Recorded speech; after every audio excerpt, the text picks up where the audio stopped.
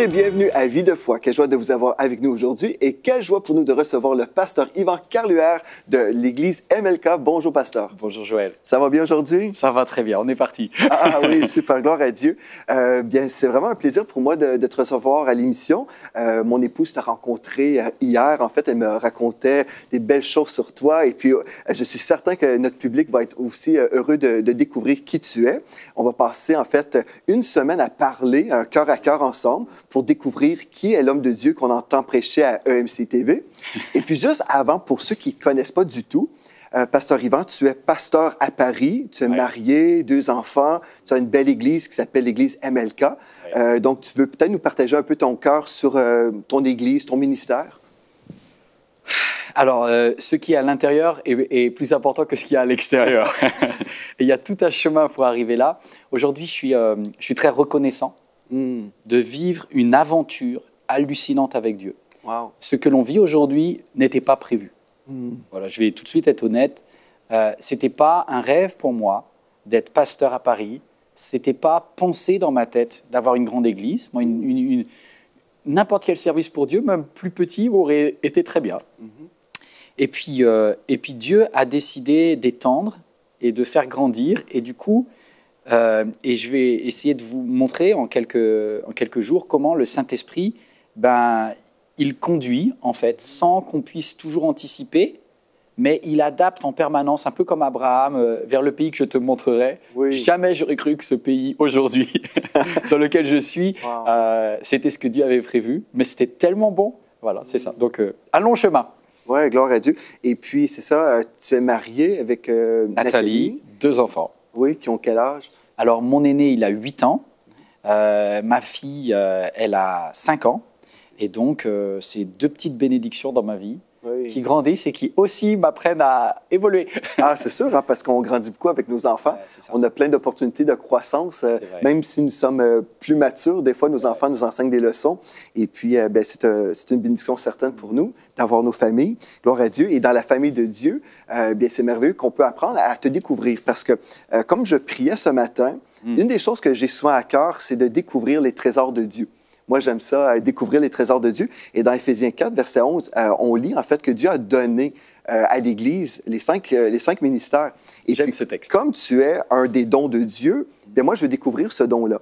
Et puis, on va découvrir ce trésor que tu es. Donc, j'aimerais ça qu'on apprenne un peu à découvrir comment tu as rencontré Jésus. Est-ce que tu étais un grand rebelle qui s'est, je ne sais pas, rebellé? Bref, raconte-nous un peu qui tu es, comment tu as grandi dans les voies de Dieu. Alors, je suis né dans une famille chrétienne, hyper chrétienne.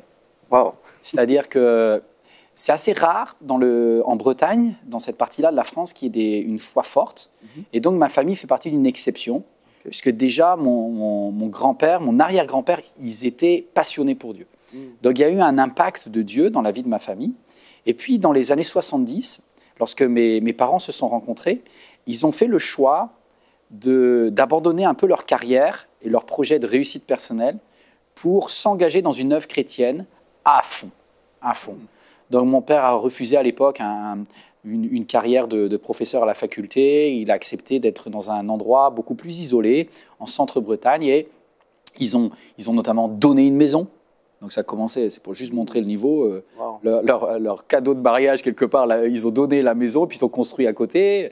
Et donc, c'est dans cette famille hyper impliquée pour Dieu, avec une maman, mais passionnée, un père qui avait concrètement pris des positions très fortes pour Dieu, que j'ai grandi. Et c'était une œuvre qui était communautaire. Alors, c'était aussi la mode dans les années 70. C'était la mode un peu des hippies, mais il y avait une version hyper chrétienne.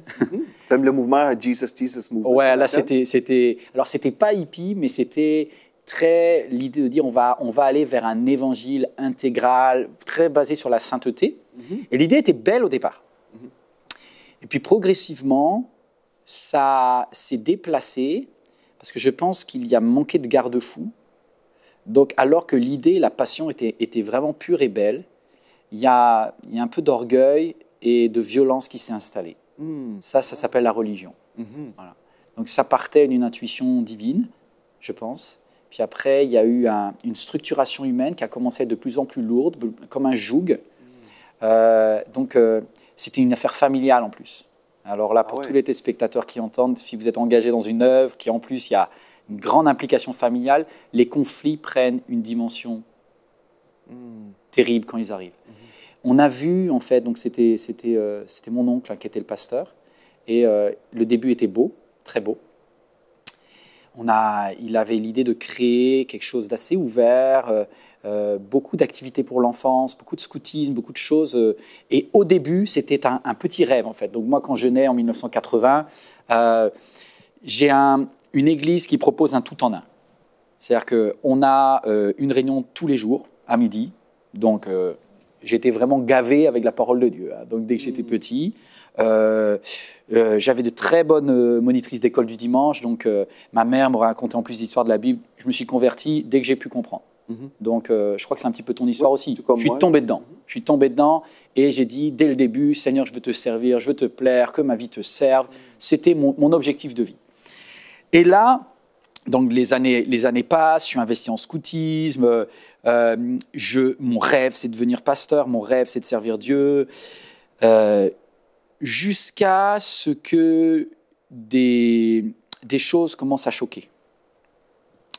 Des injustices dans l'Église, des personnes qui sont reprises, mais dans lesquelles il y a de la dureté, il y a de la violence. Et le système qui était censé nous pousser vers Dieu, a commencé à nous restreindre et à nous emprisonner. Donc on n'avait pas le droit d'aller visiter certains membres de notre famille, parce qu'ils n'étaient pas assez chrétiens. Puis on n'avait pas le droit d'avoir la télévision. Il fallait regarder la télévision commune de l'Église. Okay. Wow. On n'avait pas le droit d'écouter la radio, certaines émissions seulement. Les télévisions communes de l'Église, est-ce que c'était comme des prédications de l'Église? Non, ça n'existait pas trop à l'époque, mais on avait le droit il fallait demander la clé pour avoir le droit d'aller regarder un match de foot. Ah bon? Okay. Non, c'était contrôle. Ah wow. Puis après, tout a commencé à devenir très dans le contrôle, parce qu'au nom de la sainteté totale, l'idée a été belle au départ. Oui, Dieu est pour la sainteté. Dieu est pour la sainteté, sauf que la sainteté vient de lui, et c'est l'œuvre du Saint-Esprit en nous. C'est ça. Et le danger, c'est que quand une œuvre chrétienne finit par se scléroser, par se durcir, elle va mettre des règles de sainteté au lieu de laisser au Saint-Esprit la possibilité de nous convaincre de péché, de justice et de jugement. C'est ça. Et c'est comme ça que ça s'est progressivement basculé vers un système très humain et très dur. Et là, j'ai vu des injustices, puis il y avait beaucoup au nom de Dieu. Beaucoup de prophéties qui étaient un peu borderline, où on réglait des comptes en même temps qu'on prophétisait. En fait, on parle aussi beaucoup de légalisme à ce moment-là. Voilà. Tu vois, moi, j'ai été élevé dans un foyer chrétien, mais mes parents ont vécu un peu dans le légalisme aussi. C'était pas communautaire, c'était pas aussi sectaire, mais je me souviens, ma mère me racontait un peu qu'à l'époque, si elle patinait le dimanche, c'était un péché devant Dieu. Exact. Si elle portait les peignures hautes, tu connais les peignures hautes, à l'époque, c'était un péché devant Dieu. Donc, il y avait toutes sortes de règlements comme ça qui ne venaient pas, en fait, de ma famille, mais c'est des gens de l'extérieur qui s'imaginaient, en fait, que pour plaire à Dieu, il faut avoir une certaine peignure ou encore patiner le dimanche, c'est un péché. Donc, il y avait des pensées qui venaient de l'homme et qu'on disait qui venaient de Dieu. C'est ça, le légalisme. On utilisait la Bible, hein. Mais si tu veux, la Bible sans les Saint-Esprits, eh ben, ça devient une règle de loi terrible. Alors, il y avait bien marqué dans les épîtres de l'apôtre Paul, par exemple, sur les bijoux. Ah, ça, on parle des exemples, on va être très concret. Moi, j'avais 6 ans, et un jour, je vois, donc, parce que c'était, en plus, on habitait tous les uns à côté des autres dans les maisons, hein, donc c'est très communautaire, d'accord? Et là, il y a une inconvertie qui vient pour visiter sa famille, et donc, elle dort chez le voisin, et je la vois avec une boucle d'oreille. Donc, moi, j'ai 6 ans, et je vois cette jeune petite fille avec 6 ans, et j'arrive vers elle, et je lui dis... Tu peux pas faire ça. Tu as une boucle d'oreille. Tu vas en enfer. Wow. Et je me rappelle, elle me regarde, elle me dit, mais comment ça, je vais en enfer? Je dis, laisse-moi arracher ta boucle d'oreille. Oh, wow. Donc, je partais dur, tu vois.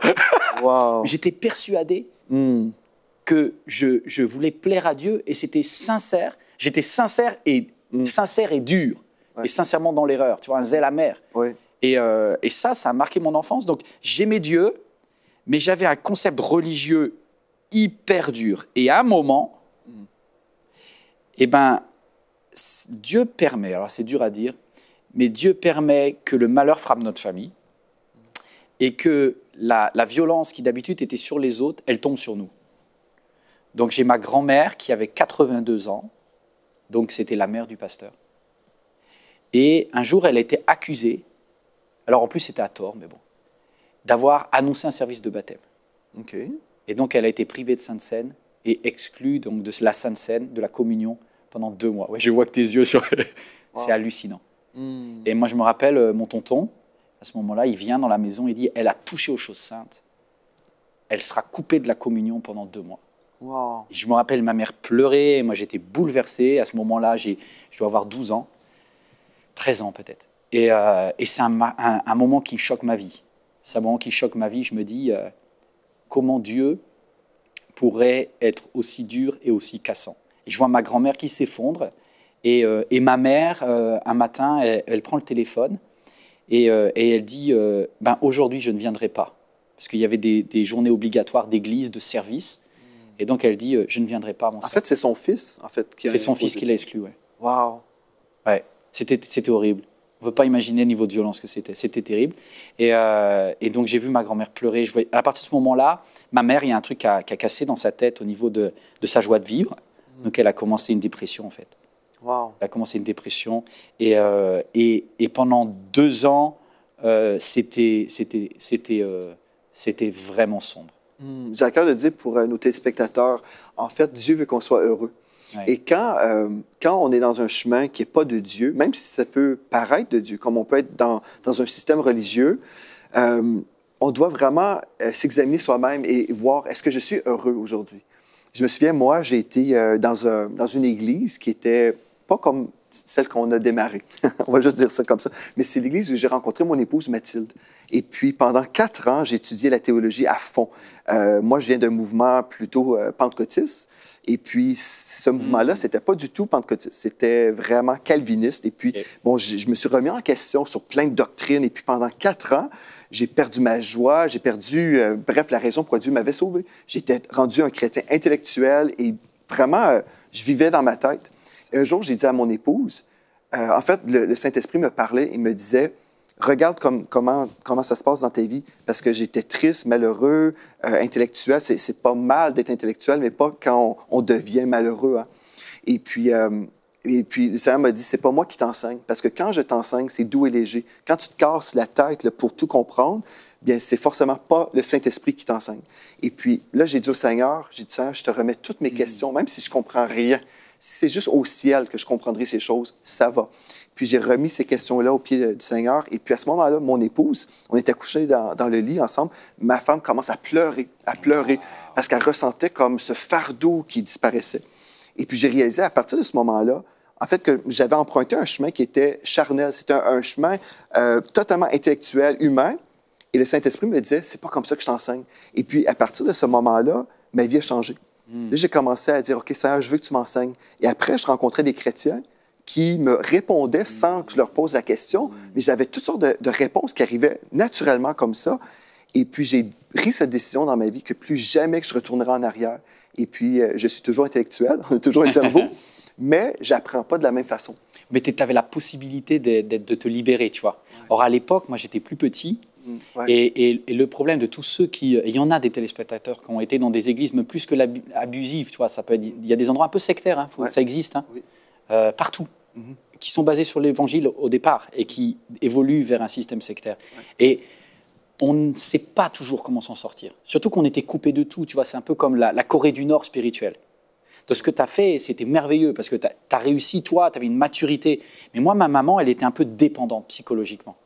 Donc, pour elle, son oncle, c'était l'homme de Dieu et il ne pouvait pas avoir tort. Donc, il y avait dans sa tête, est-ce que j'ai le droit de retrouver ma joie ou pas? C'est ça. Est-ce que c'est le Saint-Esprit qui me parle ou pas? Et elle était paniquée. Et je me rappelle, elle me dit, un jour, je la vois pleurer, elle faisait le ménage et elle me dit, Yvan, donne-moi une parole de Dieu. Oh purée, moi à ce moment-là, j'ai 13 ans, parce qu'elle était au bout. Et elle me dit, j'ai besoin de savoir si Dieu me demande de me soumettre à des choses que je trouve épouvantables ou pas. Et à ce moment-là, j'ai ouvert, et tu sais, dans le psaume « L'Éternel est ma lumière et mon salut », que peut me faire un homme? Et elle s'est arrêtée, elle s'est mise à...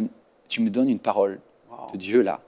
Et là, j'étais content, c'était ma première prédication. Oh.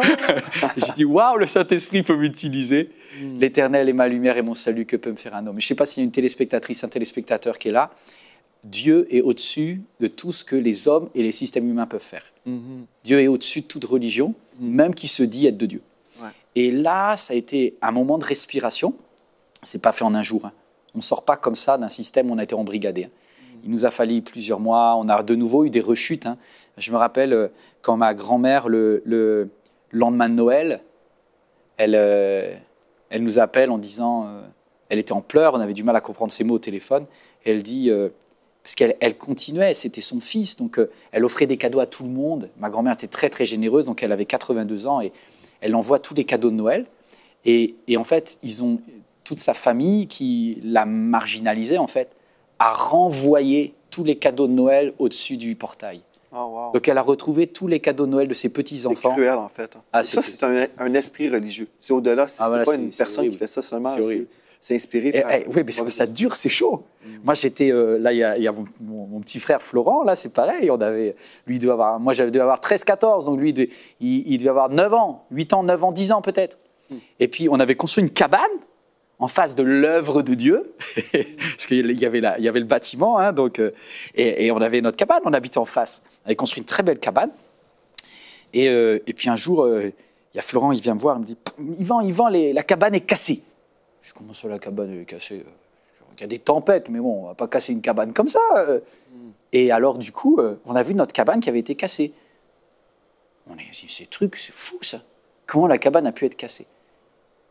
Et alors, on allait voir nos petits voisins. Et puis, ils nous avaient expliqué que, en fait, les autres enfants de l'église étaient venus pour casser la cabane parce que, comme au temps de Josué, il fallait purifier l'endroit des faux chrétiens. Wow. Donc, toi, j'ai un passé qu'un peu lourd. Wow. Et donc, là, c'était chaud, quoi. Là, on se devait se dire, waouh, du jour au lendemain, ceux qui étaient nos amis, parce que comme on avait donné notre maison, on avait donné notre vie à Jésus, donc, et on avait tout donné à cette œuvre. Enfin, il y a un moment où, peut-être la leçon, c'est vérifie bien que ce que tu le donnes à Dieu. Donc la maison appartenait à l'Église. Oui, alors nous on avait construit une autre, mais mes parents ils avaient tout donné. Nos outils étaient les outils qui servaient de jardinage, on était tout était dedans. Et à ce moment-là, on a dû vraiment dire Seigneur, on est heureux d'avoir donné ça, parce que sinon il peut y avoir de l'amertume, la colère qui rentre.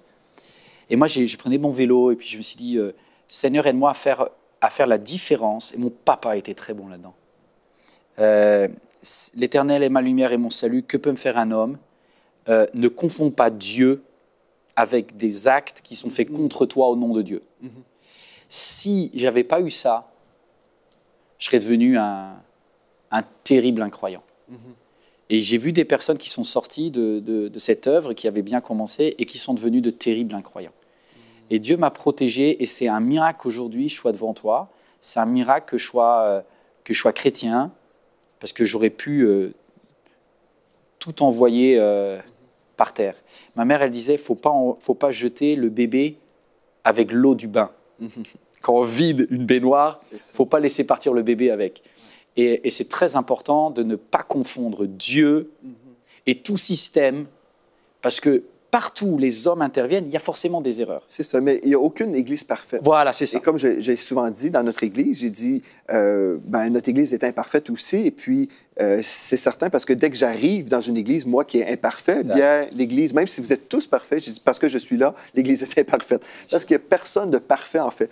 Donc, c'est ça, il n'y a pas d'église parfaite. Ceci dit, il y a des églises qui sont malsaines et puis qui sont dangereuses aussi. Oui. Et pour toi, comment tu as fait pour te sortir, en fait, de ce système religieux pour rencontrer vraiment le cœur du Père? Parce qu'en fait, tu voyais beaucoup de choses qui ne faisaient pas plaisir au Père, qui ne représentaient pas bien le cœur du Père. Mais pourtant, tu as pu trier. C'est grâce à ton Père ou... Alors, il y a plusieurs choses. Déjà, on ne sort pas en 1 minute. Hein. Non. Je voudrais vraiment dire ça à un internaute ou à un téléspectateur, une téléspectatrice qui regarde ça. Ça va prendre du temps. On ne peut pas sortir de Corée du Nord en 1 jour. Et si tu sors trop vite, tu exploses. J'ai vu une statistique qui m'a fait peur. Je ne sais pas si tu as vu ça. C'est sur la ville de Séoul, en Corée du Sud. ville de liberté, d'épanouissement. Eh bien, il y a beaucoup d'émigrés nord-coréens qui fuient vers le sud.